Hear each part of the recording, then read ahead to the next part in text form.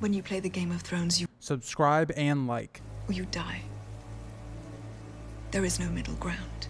Welcome back to the Grease Goblins YouTube channel. Today's video, we're going to be talking about, is Syrio Forel actually Jaqen H'ghar? Now, this is one of those theories that I heard very early on getting into this community, back when Game of Thrones was still airing, and I was getting into YouTube, in terms of watching it anyway, around like Season 5, Season 6 territory.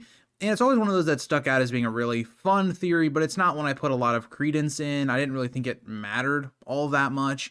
And I kind of feel that way today. I mean, there's a reason that we're a good amount of years into this channel, and I don't think I've ever even discussed this theory on a live stream, on a video, because I just didn't really find it that compelling in terms of an actual theory. I thought it's a fun theory, but I wanted to take a step back and actually think, okay, does it have some merit? Have I been overlooking this theory all these different years?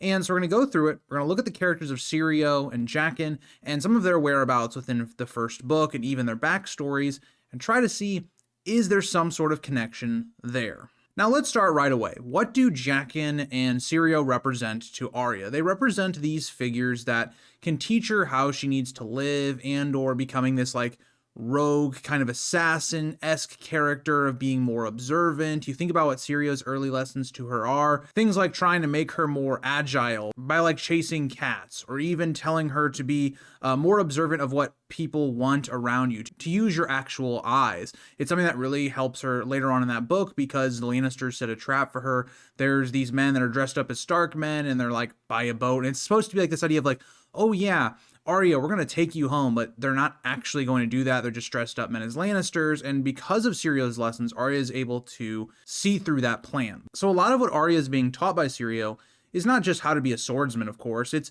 about how to see the world in general. You know, how to have more street smarts that will keep you alive and for your survival.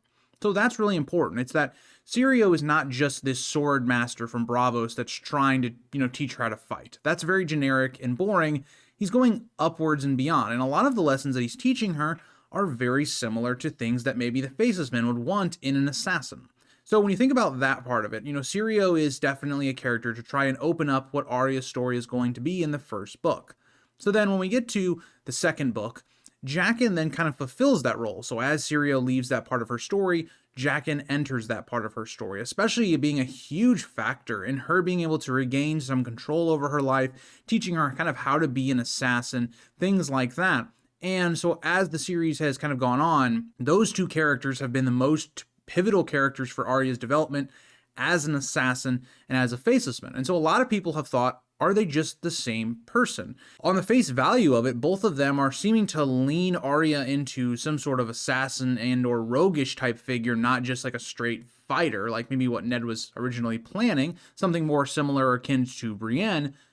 But let's take a step back. Let's look at their backstories for Syrio and also Jaqen. So we know both of them are actually from Braavos. Now Syrio, we get a story from him to Arya about how he became the First Sword of Braavos, and it's this really interesting story about how all these men were coming in, and the Sea Lord of Braavos was asking them to basically look at his cat, more or less. And what really was supposed to be was, what do you actually see there? And that's what Syrio told. That's an ordinary cat. He sees them all the time. And so that's what Syrio's role was to be for the Sea Lord of Braavos, to be this guy that was very observant and could spot out, liars or people trying to harm him, things like that. So it's very similar to what the Faceless Men also preach, the idea of being very aware of your surroundings, being able to read people, manipulate them, know what they want. And so that's kind of his background. Now, we know with Jaqen's background, his background also originates to the Faceless Men in Braavos, so the two come from the same place. For some of their speech, they are very similar in the way they speak. Now, I will say this.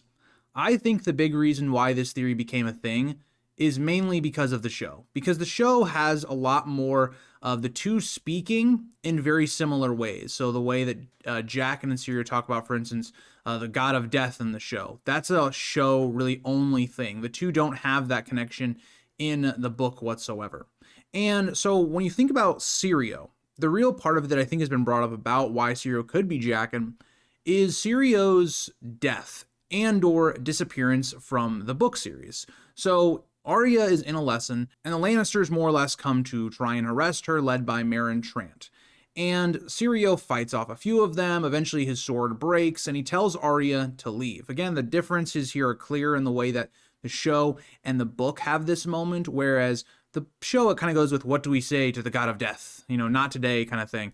That's not at all what happens in the book. It's more like in the book, he just kind of tells her to leave, and Arya sees the hopelessness of the situation. Meryn Trant is in basically full armor with a steel sword against Syrio, who has a broken wooden practice sword with no armor on at all. It's pretty hopeless. And you also think about who Syrio is as a person. He's somebody that doesn't back down. He's not going to run from someone like Meryn Trant. And so this has kind of had this idea where Arya leaves, we don't see Syrio's death. And so that's led to a lot of speculation. Well, George has done this so many times now that if we don't see a character die, they probably didn't die. I mean, it's the same thing we've seen, for instance, with like Brienne in A Feast for Crows when she's being hanged, whether this is with Arya at the end of a Game of Thrones, where Yoren has like a knife to her more or less, we're not sure what's going to happen there.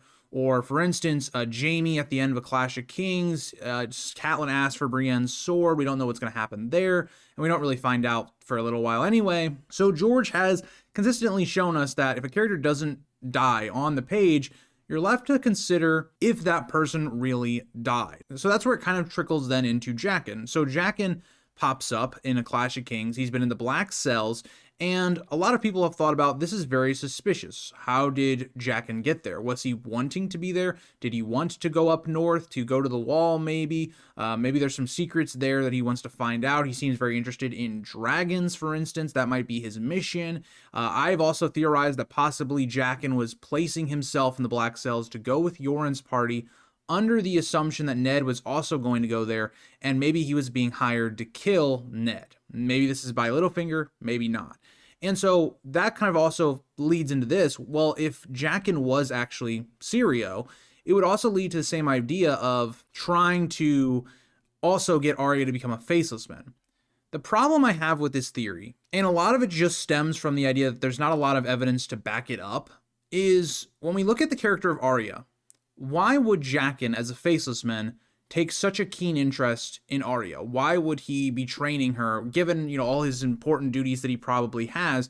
Why take so much time out of, you know, his day to train Arya? Somebody that had shown at this point no skill, right, at being a faceless man at all. She was just a noble girl that was in like a tomboy phase, kind of similar to like Lyanna, for instance. The faceless men didn't instantly go after Lyanna either. And also, if you want to look at the idea, well, the Starks are magical, possibly, you know, Arya could have this power to warg animals. They wouldn't know that either. So there's no real information to back up the idea that the faceless men would be targeting Arya from an early age before she showed any interest in, say, you know, killing or revenge or any of that kind of stuff. That just doesn't seem to be feasible. And the other thing I want to talk about is even Arya herself believed that Syrio was dead quite easily. Like, she puts Meryn Trant on her list of names. I thought that was something that was really interesting that In Deep Geek brought up in his video on this theory. I think that actually is very relevant as well. And so when I look at the idea of Syrio and Jaqen, I think they're not supposed to be the same person, but represent two very similar ideas in the path that Arya is going to go down. That is more or less what I think the point of it is. And something I think it's really relevant is, like, what is the point of the faceless men taking this interest in Arya? Like, why would Syrio be used in a way to train Arya? Now, you could bring up the counter argument of, well, if Jaqen was being hired to possibly kill Ned in the future, him getting an in and being closer to Ned while training Arya actually could make a lot of sense. But you also got to remember, Jaqen was basically, if you believe the theory, planting himself in the Black Cells for a good amount of time. Like, he didn't know Arya was also going to come on this trip.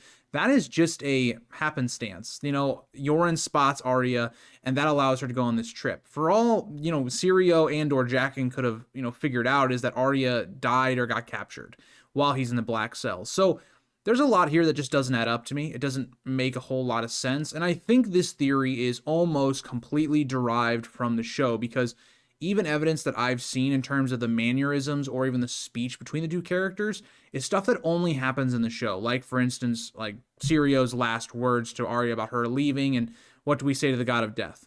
That's something that happens only in the show. So I think that if you believe this theory, I'd love to hear your rationale as to why in the books this is the case. In the show, there's a lot more of an argument that I think makes sense. the book, it's just not the same. So thank you guys all for watching, and I'll see you guys all in the next one. Bye, guys.